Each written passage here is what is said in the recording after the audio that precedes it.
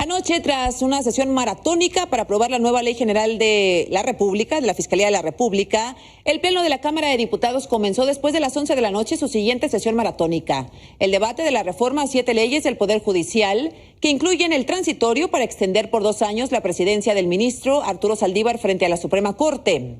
Antes de la votación, el diputado Porfirio Muñoz Ledo hizo lo posible por cambiar el sentido del voto de sus compañeros. Usó la tribuna casi 1 hora y media después de 1 año de confinamiento por la pandemia de COVID. Ahí manifestó su rechazo a lo que calificó como una violación flagrante a la Constitución. Los muertos que a gritos queréis matar gozan de cobarde salud. Me opongo con toda la fuerza de mi ser a una violación tan flagrante, innecesaria y absolutamente revertible de la Constitución. Me opongo con toda la fuerza y convicción de mi ser, con todo el esfuerzo memorioso que hemos hecho desde 1988 para instaurar en el país un orden democrático y no una república autoritaria, a este insensato proyecto de volar la condición política del país. El coordinador de los diputados de Morena, Ignacio Mier, respondió con otra muy desafortunada afirmación. El conservadurismo opta por el derecho. El liberador, y somos parte de un movimiento liberador, opta por la justicia, por la felicidad y por lo que es necesario. Y no nos pida a sus compañeros, con todo respeto, que optemos por el derecho, porque estaríamos sumándonos a ese derecho que no garantiza lo justo, que no garantiza la felicidad, que no garantiza el desmantelamiento de un régimen corrupto. Por supuesto, el diputado Ignacio Mier tuvo una respuesta del muy experimentado Porfirio Muñoz Ledo.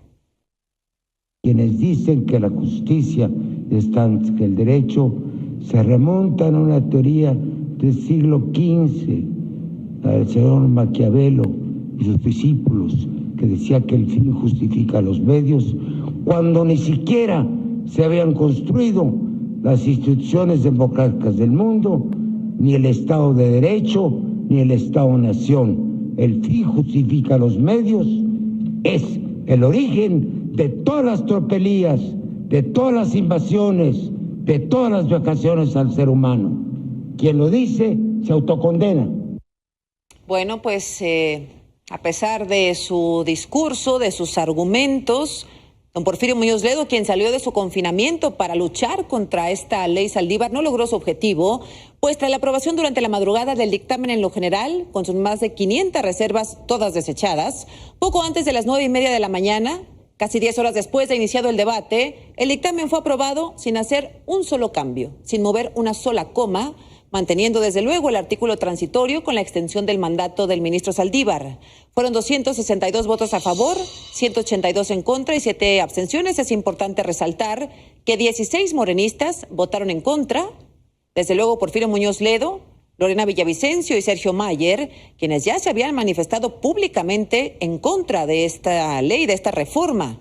Además, entre otros, Alfonso Ramírez Cuellar, Wendy Briceño, Gabriela Cuevas y Marta Patricia Ramírez, quien a pesar de haber dicho lo contrario, votó a favor, fue el diputado Pablo Gómez. Inmediatamente después de conocida la noticia, el ministro presidente Arturo Saldívar rompió el silencio y fijó su postura en una carta compartida en sus redes sociales. Aclaró que este transitorio se incluyó en el último momento y que ni él, ni el Consejo de la Judicatura, ni la Corte participaron en su elaboración. Afirma que su inclusión y aprobación son parte del Poder Legislativo. Dijo además que este artículo solo extiende la presidencia de la Corte, pero no su encargo como ministro, por lo que aseguró que por respeto al procedimiento legislativo no había emitido pronunciamiento personal. Ahora, escribió, ahora que la aprobación de las leyes ha determinado, estaré atento primero a su publicación y después a cualquier acción legal que se llegara a presentar ante la Suprema Corte, órgano que en su caso deberá resolver y analizar cualquier cuestión de constitucionalidad.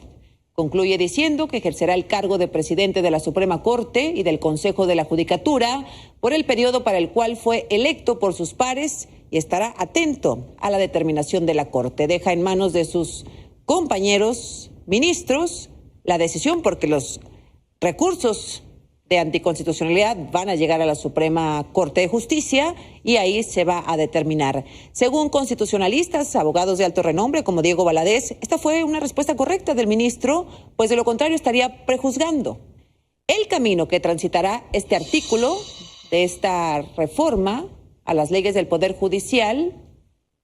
Llevará en algún momento seguramente a que la Suprema analice la constitucionalidad de la ampliación del mandato. En este caso tendrá que ser decidida por 10 ministros porque el presidente se excusa de analizar el caso al tratarse de su propio cargo. Aquí es donde entran las matemáticas de la Corte y la política. Hasta el momento el presidente Andrés Manuel López Obrador ha designado a 3 ministros, Margarita Ríos Farjat, Yasmín Esquivel y Juan Luis González Alcántara Carrancá, quienes en la mayoría de las veces votan a favor de los temas vinculados a la 4T. Legalmente se requiere que 8 ministros se pronuncien en contra del artículo para que sea declarado inconstitucional. Entonces, al menos en papel, el camino hacia la validación total de la ampliación del mandato parece despejado, ya que se puede anticipar una votación, si nada cambia, de 7 contra 3 en el escenario más adverso al transitorio. Los 3 a favor serían los ministros designados por el presidente López Obrador. Ya lo veremos.